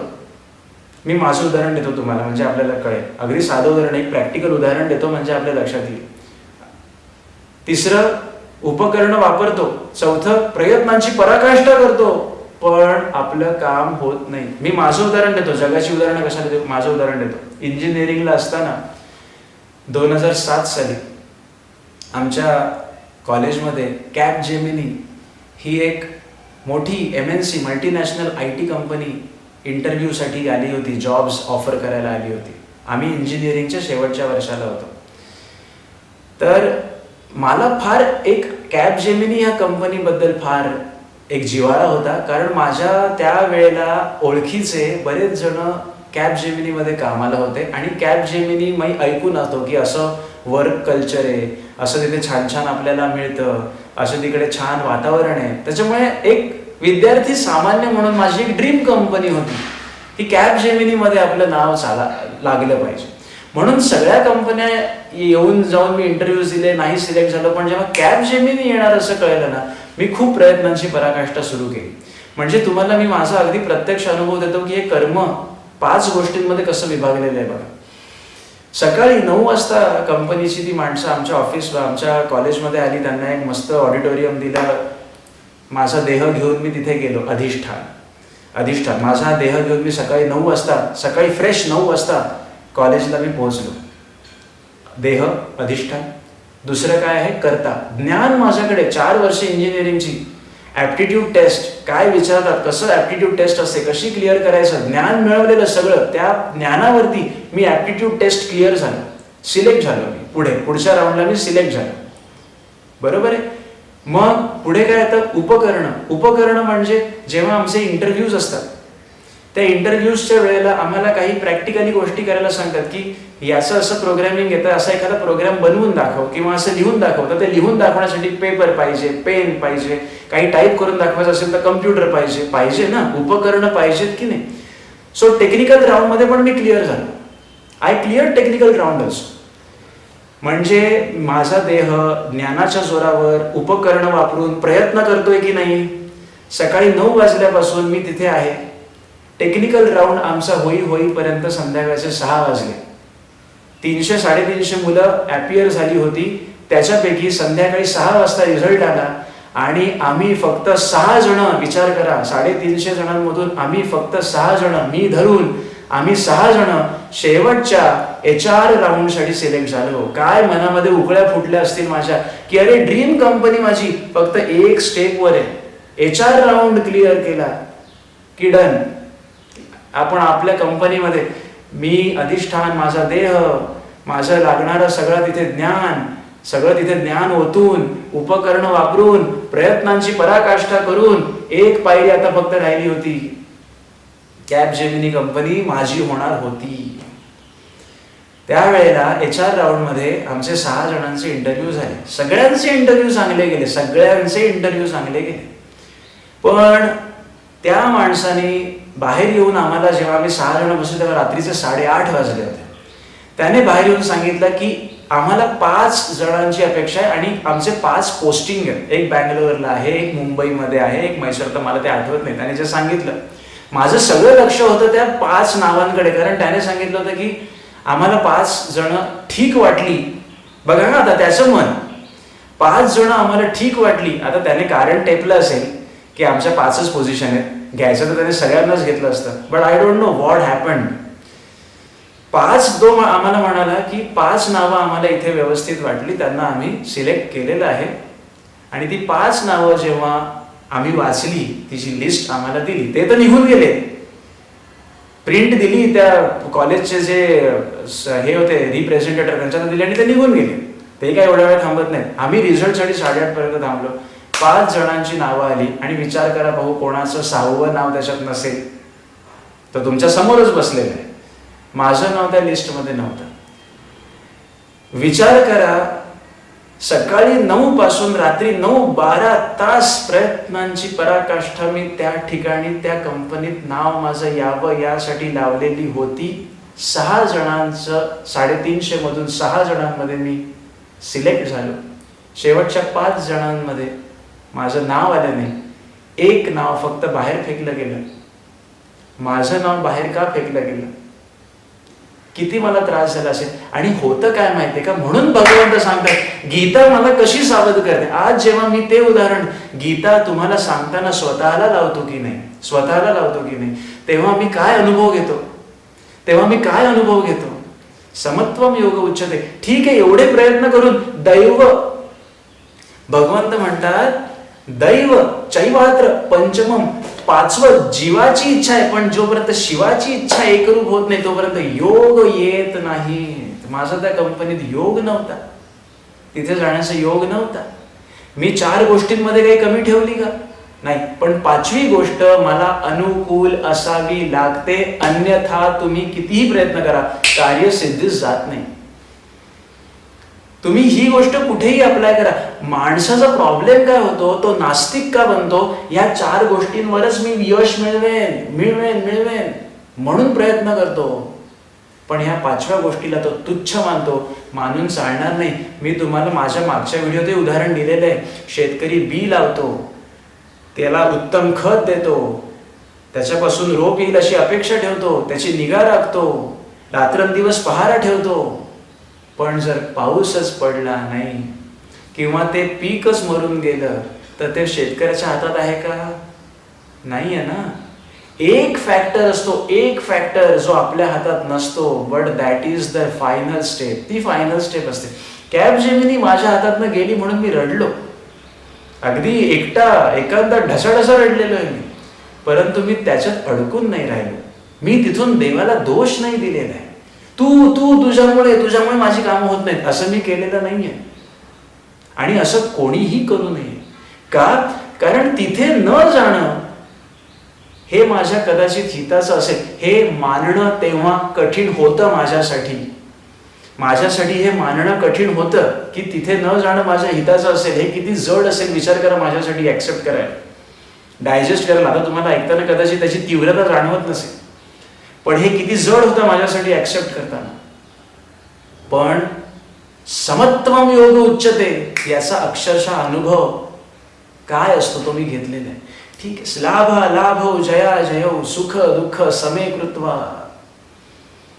दुःखात शोक आणि सुखामध्ये अतिहर्ष दोन्ही तुला सांभाळायचे बाळा. समत्वम योग उच्चते हे गीतेचं सार आहे.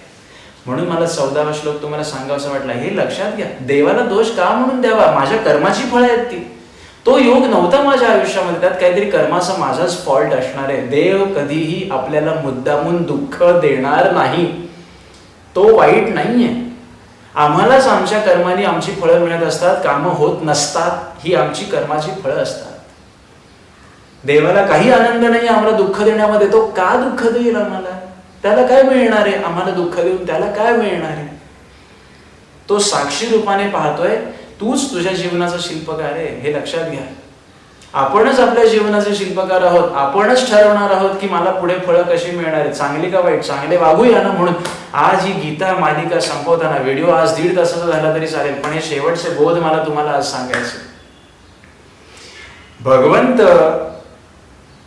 मनुष्याला जे सांगतायत ते आज आपण इथे लक्षात घेऊया. कन्क्ल्युजन करताना, ही गीता संपवताना, लोक हो मनुष्य देह मिळालाय हा वाया जाऊ देऊ नये. माणसाने 24 तास संसारासाठी झटावं, पण त्या 24 तासामधून थोडासा वेळ स्व अभ्यास करायलाच पाहिजे. काय असावं, काय असू नये, माझ्यासाठी मनुष्य देहाला काय प्राप्त आवश्यक आहे, काय सुख आहे, गीता मला काय शिकवते. It's a way of life. सगळ्यांसाठी कसं जगावं हे सांगणारी आहे. माझं उदाहरणावरून तुम्ही लक्षात घ्या. खचून गेलो होतो मी पूर्णपणे. कॅब जेमिनीचं उदाहरण. भगवद्गीता आपल्याला सावरते. तेव्हा मला काही इतकं ज्ञान नव्हतं भगवद्गीतेचं, पण माहिती होतं, परमार्थाची थोडीशी ओळख होती, म्हणून तरलो, त्यातनं लवकर बाहेर आलो. माणसं दुःखात गेली किंवा अतिसुखात गेली तर त्यातनं लवकर बाहेर येऊ शकत नाही. म्हणून सात्विक सुख आपल्याला ओळखायचं आहे. परिणामी अमृतासारखं गोड असतं. सुरुवातीला विषासारखं वाटतं काही त्यातनं मिळणार नाहीये, पण तेच खरं आहे ना. सुरुवातीला दरवाजा अरुंद वाटतो, पण त्यातनं आज शिरलो की भव्य सागर आहे सुखाचा.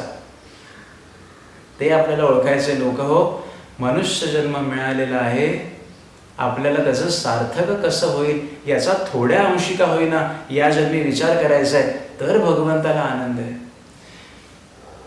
भगवद्गीता ऐकणं किंवा भगवद्गीतेला जाऊन बसणं हे करमणुकीचं साधन समजू नका.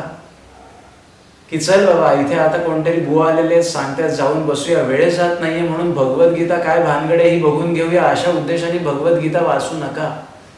भगवद्गीता हे आपल्याला जन्माचं रहस्य समजावून सांगणारी एक, काय म्हणूया त्याला, विचारमाला आहे. सर्व सद्ग्रंथांचं सार आहे. भगवंताचे आपल्यावर अनंत अनंत उपकार आहेत भगवंताचे आपल्यावर, की अर्जुनाला सांगण्याच्या मार्फत त्यांनी अखिल संसारातील मनुष्य जातीला उपदेश करून ठेवलेला आहे. तुम्ही हवं तितक्या वेळेला याच्यात स्नान करा, आनंद घ्या आणि समजून घ्या की काय कर्तव्य आहे. आज वयाच्या 8 वर्षापासून अगदी कोणत्याही वयात असलेल्या माणसाला माझा हा एक हात जोडून नम्र विनंती आहे की आपण आपल्या आयुष्यातले सगळे तास संसार करूया. संसारा पूर्वार्ध आहे, पण त्यातले काही तासातले काही मिनिट या सगळ्याचं सार समजून घेऊया की मला सुख कुठे प्राप्त करायचंय, खरं सुख माझ्यासाठी काय आहे आणि खऱ्या सुखाच्या दिशेने मला कसा मार्ग आक्रमण करता येईल. हे जेव्हा आपण हळूहळू मनाला शिकवायला सुरुवात करू, तेव्हा हळूहळू आपल्याला भगवद्गीतेसारखा महान ग्रंथ कळायला लागेल. मी आज खूप खुश आहे, मी आज खूप आनंदी आहे, कारण 4 महिने, जानेवारी, फेब्रुवारी, मार्च, एप्रिल, 4 महिने भगवंतानी माझ्याकडून हा संकल्प पूर्ण करवून घेतलेला आहे. पूर्ण करवून घेतलेला आहे. संकल्प करणं सोपं असतं, पण ती भगवंताची इच्छा असावी लागते की तो पूर्ण होतोय. या 4 महिन्यात दर बुधवार, गुरुवार, शुक्रवारच्या दिवसांमध्ये माझ्यासाठी काही सगळे अनुकूल नव्हते दिवस. कधी मी आजारी पडलो होतो, कधी माझ्या घरातले आजारी पडले होते. ऑपरेशन सारख्या गोष्टी माझ्या घरातल्यांच्या करून सांभाळून दवाखाने, हॉस्पिटल्स करावे लागलेले आहेत मला गुरुवारी.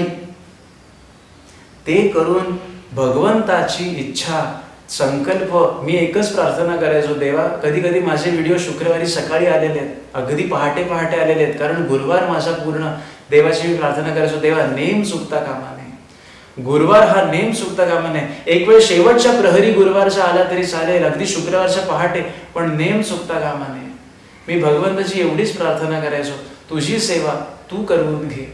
आणि आपण संसारामध्ये हेच ठेवायचंय, मी करता आलं ना की संपलं, तिथे तिथे काही उरत नाही.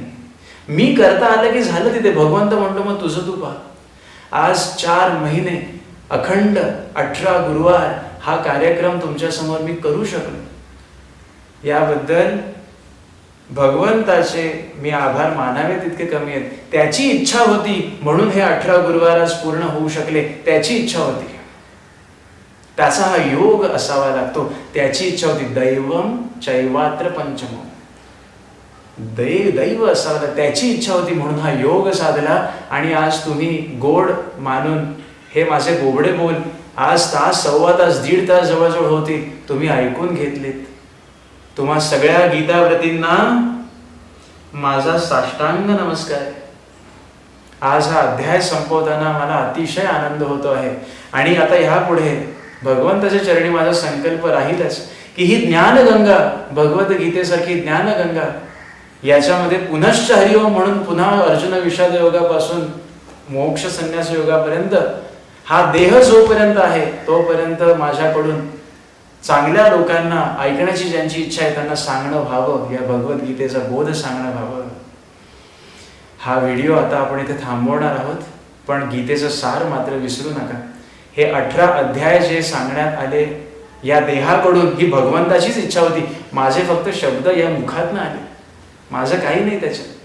हे आपण भगवंताने सांगितलेलं गीतेचं सार आता विसरायचं नाहीये. रोज थोडं होईना का एक श्लोक मनन करूया. काय भगवंताला त्याच्यातून कसं जगायचं हे मला सांगायचंय, त्याचा आपण एक विचार करणं आवश्यक आहे.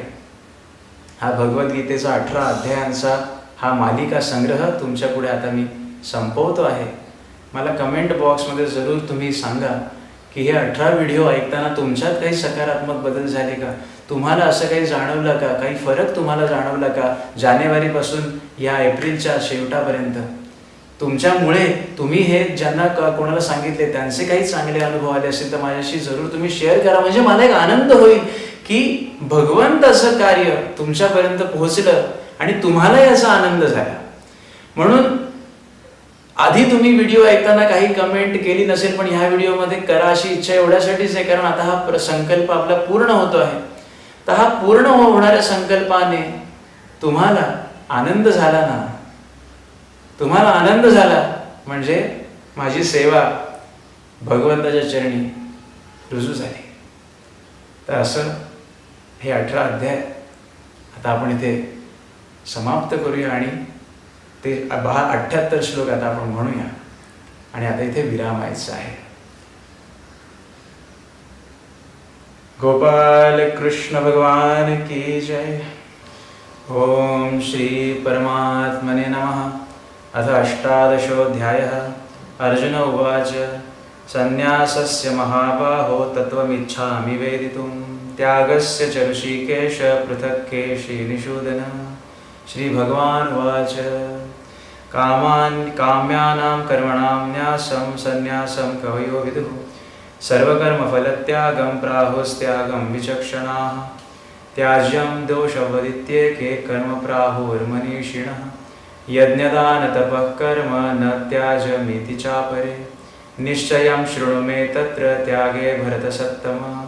त्यागो हि पुरुषव्याघ्र त्रिविधः सम्प्रकीर्तितः. यज्ञदानतपः कर्म न त्याज्यं कार्यमेव तत्. यज्ञोदानं तपश्चैव पावनानि मनीषिणाम्. एतान्यपि तु कर्माणि सङ्गं त्यक्त्वा फलानि च कर्तव्यानीति मे पार्थ निश्चितं मतमुत्तमम्. नियतस्य तु सन्न्यासः कर्मणो नोपपद्यते. मोहात् तस्य परित्यागस्तामसः परिकीर्तितः. दुःखमित्येव यत्कर्म कायक्लेशभयात् त्यजेत्. सकृत्वा राजसं त्यागं नैव त्यागफलं लभेत्. कार्यमित्येव यत्कर्म नियतं क्रियते अर्जुन. संगं त्यक्त्वा फलं चैव सत्याग सात्विको मतः. न द्वेष्ट्य कुशलं कर्म कुशलेनानुषज्यते. त्यागी सत्त्वसमाविष्टो मेधावी छिन्न संशयः. न हि देहभृता शक्यं त्यक्तुं कर्माण्यशेषतः. यस्तु कर्मफलत्यागी सत्यागीत्यभिधीयते. अनिष्टमिष्टं मिश्रं च त्रिविधं कर्मणं फलम्. भवत्यत्यागिनां प्रेत्य न तु सन्न्यासिनां क्वचित्. पञ्चैतानि महाबाहो कारणानि निबोध मे. सांख्ये कृतान्ते प्रोक्तानि सिद्ध्ये सर्वकर्मणाम्. अधिष्ठानं तथा कर्ता करणं च पृथग्विधम्.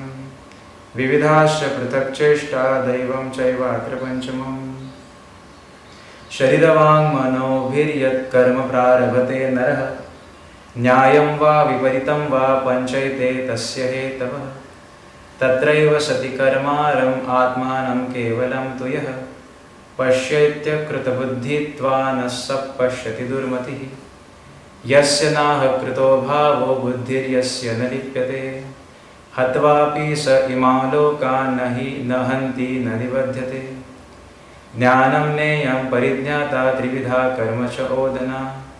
करणं कर्म कर्तेति त्रिविधः कर्मसङ्ग्रह. ज्ञानं कर्म च कर्ता च त्रिधैव गुणभेदतः. प्रोच्यते गुणसङ्ख्याने यथावत् शृणुतान्यपि. सर्वभूतेषु येनैकं भावमव्ययमीक्षते अविभक्तं विभक्तेषु तज्ज्ञानं विद्धि सात्विकम् पृथक्त्वेन तु यज्ञानं नानाभावान् पृथग्विधान् वेत्ति सर्वेषु भूतेषु तज्ज्ञानं विद्धि राजसम् यत्तु कृष्णवदेकस्मिन् कार्ये सक्तमहैतुकम् अतत्त्वार्थवदल्पं च तत्तामसमुदाहृतम् नियतं संगरहितं अरागद्वेषतकृतम् अफलप्रेप्सुना कर्म यत्सात्विकमुच्यते यत्तु कामेप्सुना कर्म साहंकारेण वा पुनः क्रियते बहुलायासं तद्राजसमुदाहृतम् अनुबन्धं क्षयं हिंसाम् अनवेक्ष्य च पौरुषं मोहादारभ्यते कर्म यत्तामससमुच्यते मुक्तसंगो नहंवादी धृत्युत्साहसमन्वितः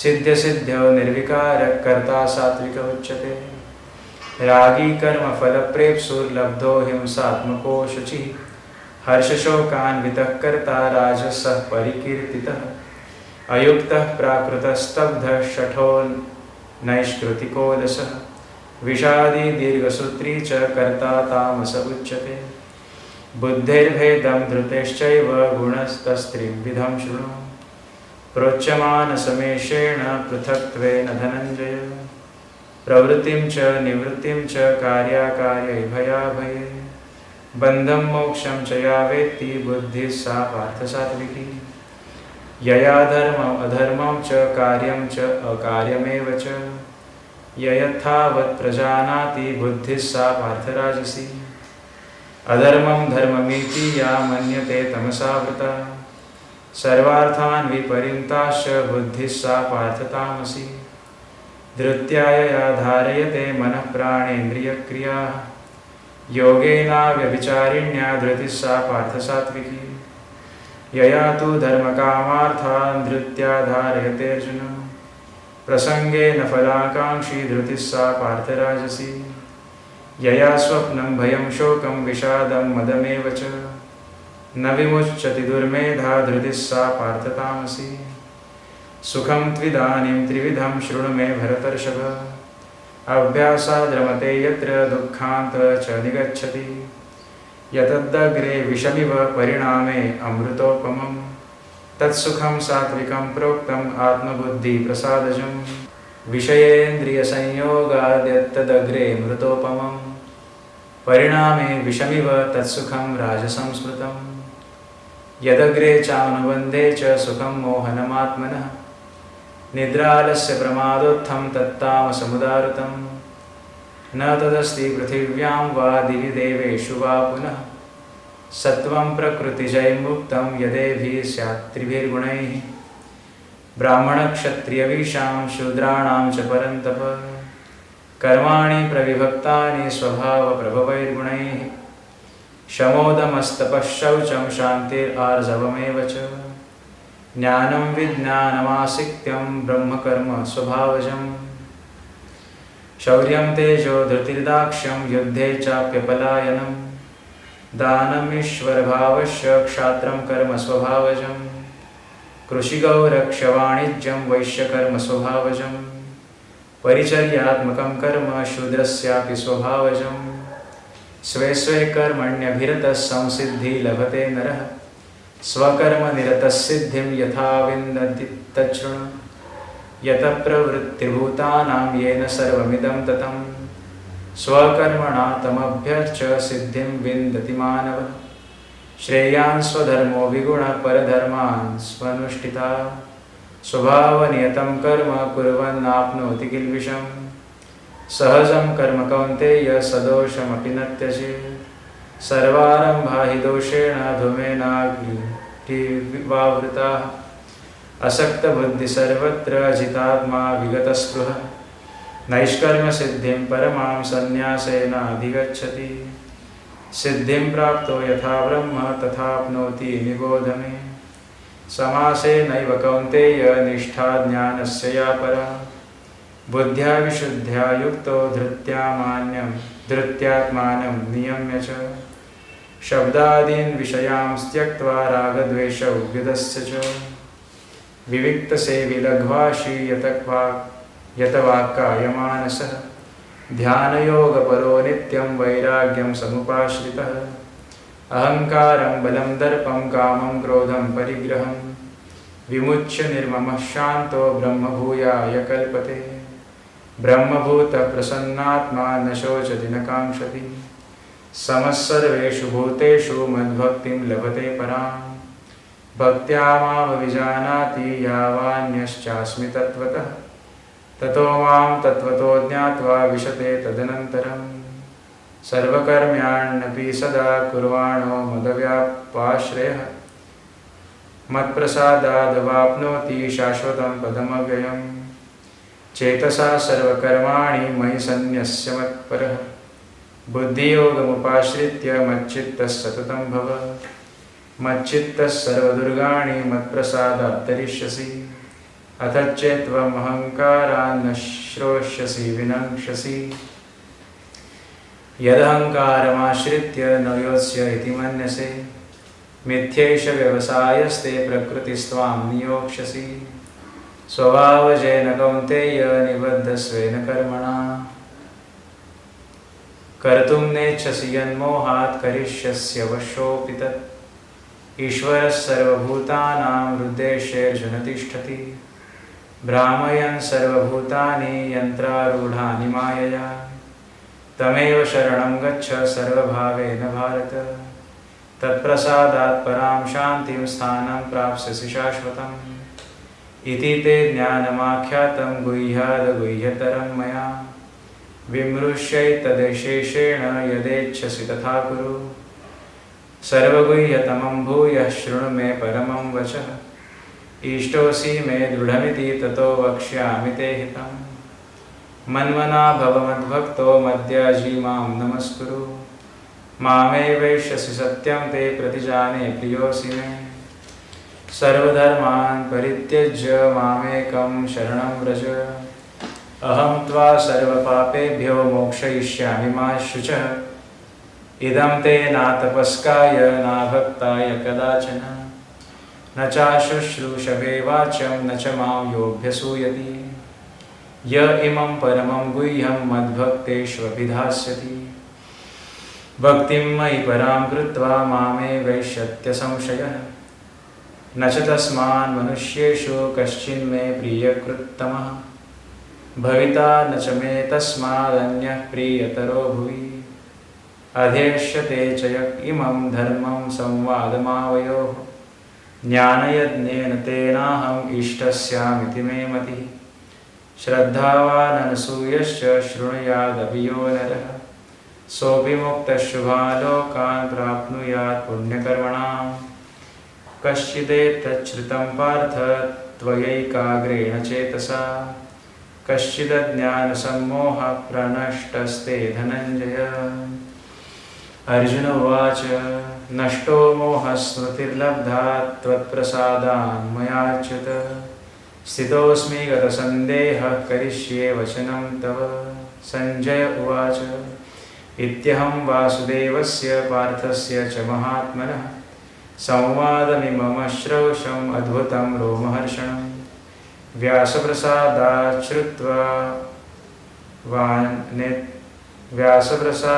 श्रुतवानेतद्गुह्यमहं परं योगं योगेश्वरात् कृष्णात् साक्षात् कथयत स्वयं राजन् संस्मृत्य संवादमिममद्भुतं केशवार्जुनयो पुण्यं हृष्यामि च मुहुर्मुहुः तच्च संस्मृत्य रूपमत्यद्भुतं हरेः विस्मयो मे महान् राजन् हृष्यामि च पुनः पुनः यत्र योगेश्वरः कृष्णो यत्र पार्थो धनुर्धरः तत्र श्रीर्विजयो भूतिर्ध्रुवा नीतिर्मतिर्मम